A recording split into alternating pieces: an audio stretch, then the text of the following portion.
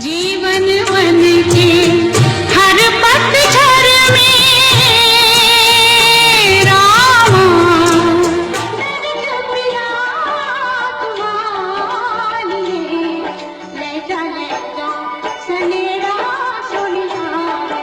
जिन्हें देखते सुनते कई पीढ़ियां बचपन की दहलीज लांघकर जवां हुई और दुनिया से फना हो गई, लेकिन यह आवाज़ हर दिल में बसी रही। आज वह आवाज़ खामोश हो गई। अब फिर कोई नया गीत, नई गज़ल, नया भजन इस आवाज़ में नहीं। मौत शाश्वत है, जिसने जन्म लिया उसकी मृत्यु तय है। लता मंगेशकर भी इसका अपवाद नहीं हो सकी, जिनके गीतों से अनगिनत लोगों को जिंदगी की प्रेरणा मिली। वह खुद आज मौत के आगोश में सो गई। कहना ही पड़ता है, मौत लता मंगेशकर को हमसे जुदा कर गई। लेकिन क्या वास्तव में लता मंगेशकर की मौत हुई है?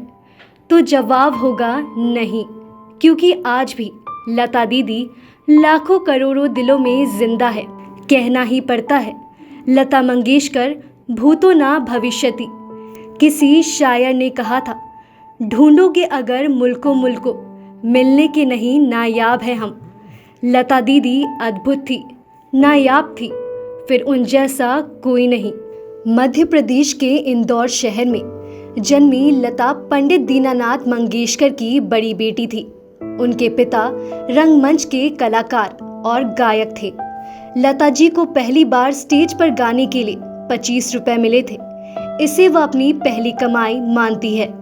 लता जी ने पहली बार 1942 में मराठी फिल्म कीर्ति हसाल के लिए गाना गाया। लता मंगेशकर ने शादी नहीं की। इसका जवाब उन्होंने खुद एक इंटरव्यू में बताया था और कहा था, घर की जिम्मेदारी मुझ पर आ गई थी। इस वजह से कई बार शादी का ख्याल आता भी था तो उस पर अमल नहीं कर सकती थी। बेहद कम उम्र में ही लता मंगेशकर काम करने लगी थी।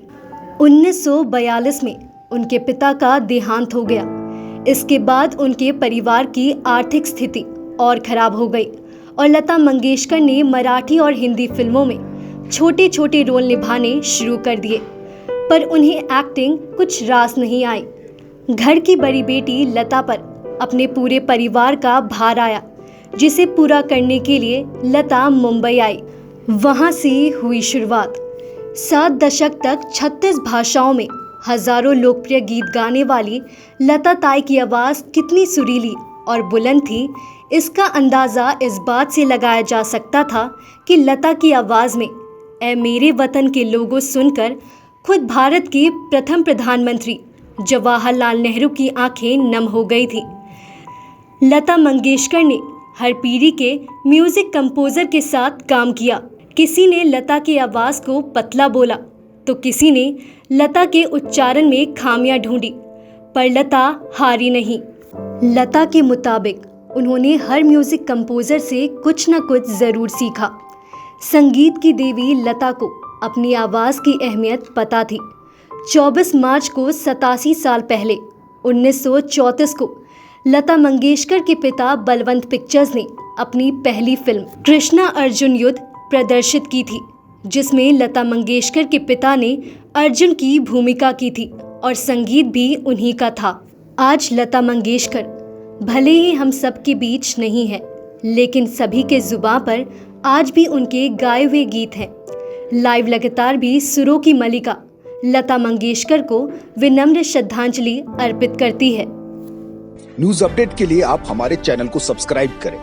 आप हमें फेसबुक और इंस्टाग्राम पर भी फॉलो कर सकते हैं। बने रहे लगातार.in के साथ।